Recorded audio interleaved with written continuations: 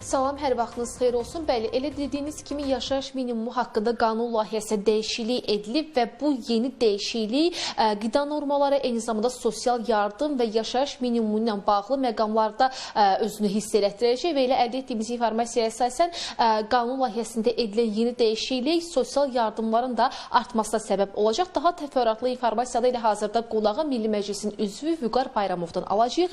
Xoş gördük Vüqar bəy, qanun layihəsi ilə bağlı detallı informasiyalara sizdən eşidək. Hər vaxtınız xeyir. Qeyd etdiyiniz kimi artıq yaşayış minimumu haqqında qanun edilən dəyişikliklər qəbul edilib.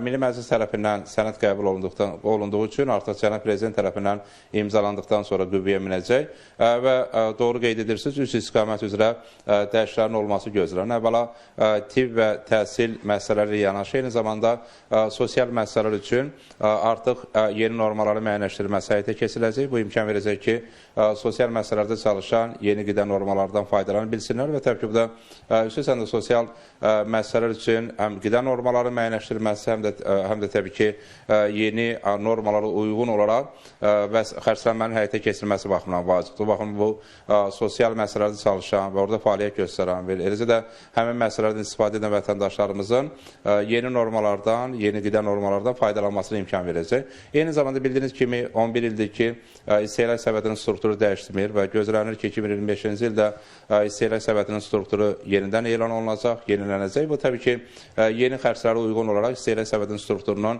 elan olunması anlamına gəlir. Və yeni istehlak səbəti həm də ehtiyac meyarının dəyəri baxımından vacibdir. Çünki ehtiyac meyarının dəyəri istehlak səbətinin strukturuna və xərcinə uyğun olaraq müəyyənləşir. Və ehtiyac meyarının, o baxımdan gözlənir ki, ehtiyac meyarının və eləcə də yaşayış minimumunda artımlar olacaq və təbii ki, xüsusən ehtiyac meyarının artması ünvanlı sosial yardım proqramı çərçivəsində sosial yardım alan vətəndaşlarımızın sosial yardım məbləğinin artmasına imkan verəcək. Çünki hər bir ailə üçün sosial yardım məbləği hesaplanan zaman ehtiyac meyarı nəzərə alır. Yəni, məsələn, əgər ailənin 500 üzvü varsa, hər ailə üzvü üçün ehtiyac meyarı nəzərə alınır və ailə üzvlərinin sayı ehtiyac meyarına vurularaq məbləğ hesablanır. Həmin məbləğdən ailənin gəliri çıxırır və qalan məbləğ dövlət büdcəsindən sosial yardım olaraq ödənilir.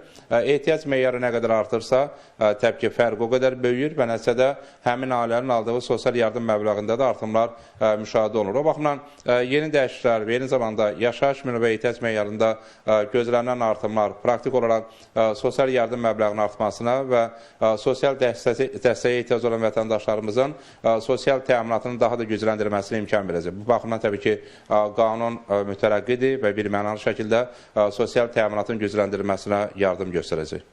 Təşəkkürlər Vüqar bəy. Çox son vəziyyəti yeni qanun layihəsi ilə bağlı dəyişikliyi bizə çatdırdığınız üçün. Yəni bir daha xatırladım ki, yaşayış minimumu haqqında qanuna dəyişiklik edilib və nəticədə yəni bu üç istiqamət üzrə öz təsirini göstərəcək.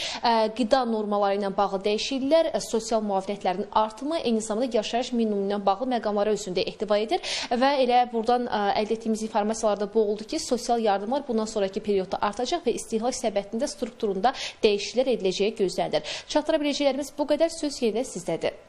Təşəkkürlər Rəqsanə. Xatırladım ki, bizimlə bağlantıda əməkdaşımız Rəqsanə İbrahimzadə idi. Elə bu informasiya ilə də burada yekunlaşdırırıq.